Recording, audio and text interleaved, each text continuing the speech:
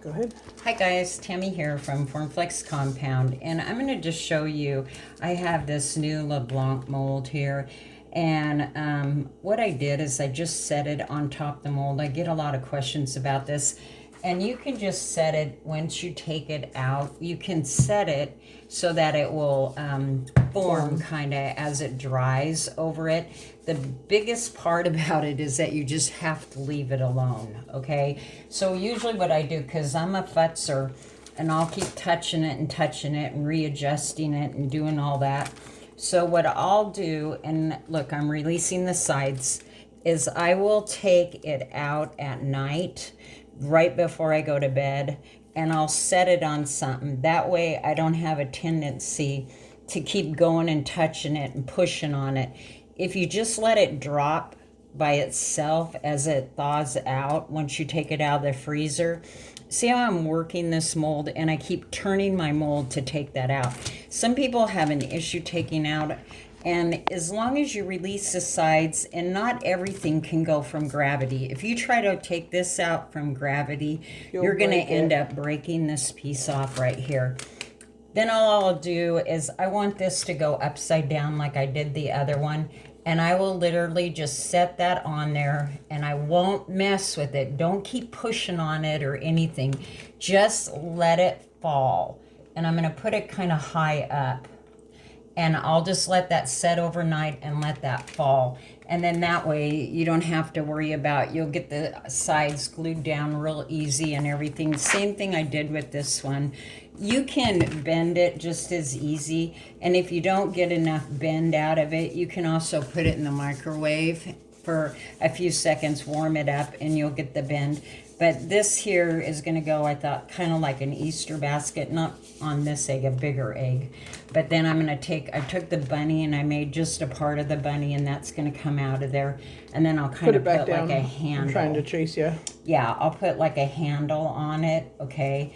And I just cut, this is this mold right here, and I just did part of the bunny. And all I did to cut this round was I actually stuck this tape right on here, and I just kind of went like that, just pushed it in after I made sure I had the ears and that where I wanted them. So I'm going to show you that. The other thing is, for instance, let's see, I'll just set that there. Same thing on this one. I had this bunny setting overnight. It doesn't matter whether they dry flat or curved, but if I'm not going to glue them down anyway right away, I'll just stick them on whatever. I'm going to let them dry on like that. And then that way it just glues down so easy. This is a lot of surface to curve on here. This is a fairly good size mold. And to get that to curve the way you want it to and get those ends down tight. But like this here is one of the redesign molds, and these are dry, and I'll probably do something. I'm not really sure yet what I'm going to do. Man, this round is hard to hang on to and show, but these will come on around here. I think something like this. I want this to drop down, and I will cut this off right here. For people that are new to Formflex, you guys, Formflex cuts super easy. You can sand it. That's one thing I forget to tell people. You can sand this. You can paint it, wax it, stain it. Yeah, you can take like a sanding thing, a light piece of sandpaper or whatever grit. You know what I usually use? I use an old nail file, only because it's so easy to do. But then making partial castings with the Formflex is also super easy. There's nothing to it. Just do the exact same. Yeah, you want to do your cornstarch. I didn't get I'll just use this one. I usually use a bigger brush. And I'm thinking I might want this guy to poke out of the lettuce because I like how big his ears are instead of the other one. So I'm just going to go ahead, I think, and his paws, yeah. Yeah, I'm going to do down to his paws. And all you do, I always put mine in a snake-like position. If you're not sure about, I've said this a lot of times, if you're not sure how, like if you don't want to, you're concerned that you won't get the exact line, you can put a bead of hot glue in there, and then cast your FormFlex right up to your glue line. Or if you're making several things at once that maybe you want them to all be end and start in the exact same place, so you can do it that way. Then all I do is I'm just going to push down. Say if your FormFlex felt like it was damp or something sticky, a little sticky, you can always take and put that, some cornstarch on the top. Ooh, I don't want to bump that one.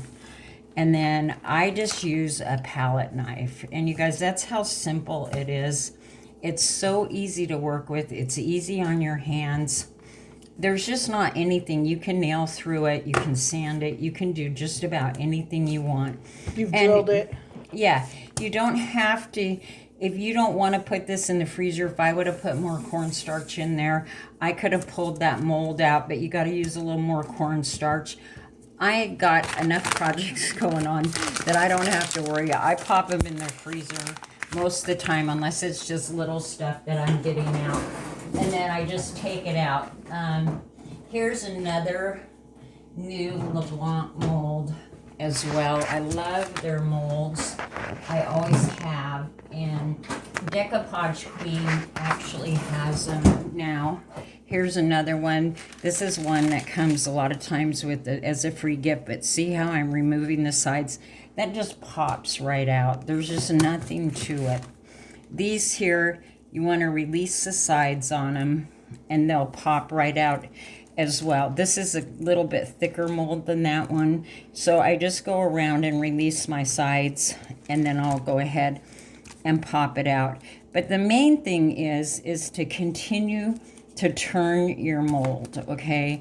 Constantly turn your mold as you're working with it. And you can push from the bottom, and I'm not applying pressure when I'm pulling these out. I'm kind of just letting them come out like that, because you don't want to put like dents on them or put my thing is I usually shove my fingernail in them. So I just kind of lightly pull with my thumb sideways. And then I just set those on something to dry. You can put them on cardboard. You can put them on parchment paper. You can put them on, I have a board here from the Dollar Tree that I set them on because I dry so many castings at once. And I just set them on that to dry. Certain things will absorb the moisture faster. They'll dry faster than other things. Air movement is what makes them dry. Again, I'm going to go around, release my sides, and pop that out. See, this is where you don't want to use gravity, because if you use gravity, as you're rolling this back, like so, like this, and you're going to roll it back, you're going to end up breaking these little points off. So just by releasing the sides, kind of giving it a push from the back. But I'll have her show you. See, this is just a few minutes that we've been on, and you can already see how quickly that's dropped. And that will just continue to drop down, and you'll get a perfect adhesion all the way around. And I just think this is such a pretty picture frame. So that's all I was going to show you today. I hope that kind of helps clear up for the new people that maybe aren't familiar with FormFlex. How easy it is to remove the castings. And please be sure and give us a like, share this. We do have a group page, Sprinkle, and we have a group page called FormFlex Compound Creations. So thank you so much, and next time we'll do something different.